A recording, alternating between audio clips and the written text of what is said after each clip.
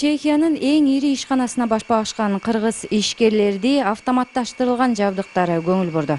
Сүт азыктарын чыгарган заводдо сырдын 4 түрү сүт жана кургак сүт өндүрүлүп келет. Айыл чарба тармагында иш алып барышкан кыргыз ишкерлери алгач сырды өндүрүүчү жайына барышты. Күнүнө 350 000 тонна сүт алып келинип, сырдын 4 түрү жасалып келет. Алардын арасынан кызыл кызылча аралашмасы менен даярдалган сыр өлкөдө суроо талапка ээ.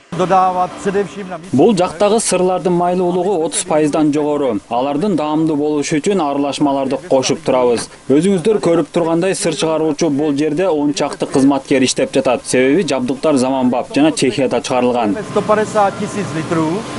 Ишканада кыргыз ишкерлери сүт азыктарынын даамдуу жана сапаттуу болушу үчүн кандай аракеттерди жасоо керек? Канткенде товарлардын суроо талабын жогорулатуу болот деген маселе жаралып жатты. Температура какая? Чего температура? Пар.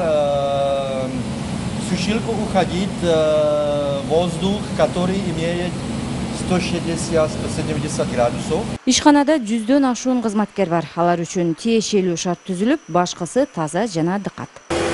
Ал эми бул жак сүт чыгаруучу жай. Күнүнө дээрлик 350 000 тонна сүт алып келинип, дароо ушул жактан автоматтык түрдө иштетилип чыгарылып турат экен. Белгилей кетсек, бул жактагы жабдуулар бир гана Чехиядан эмес, Италиядан дагы алып келинген. Өндүрүштүн сапаттуулугу суроо талаптын жогору болушуна шарт. Заманбап ыкма менен эл аралык талаптарга жооп берген ишкананы көргөн ишкерлер айыл чарба продукталарын өндүрүүдө аз болсо да тажрыйба топтой алышканын белгилешти. Биз да азыр сүттүү продукция чыгарып атпайлыбы? Каймак, быштак, сүт, айран бар бүт чыгарып атпайлыбы? Эми муну көрдүк. Эми биз кийинки инвестицияны ушундай чоң технология жасайбыз да.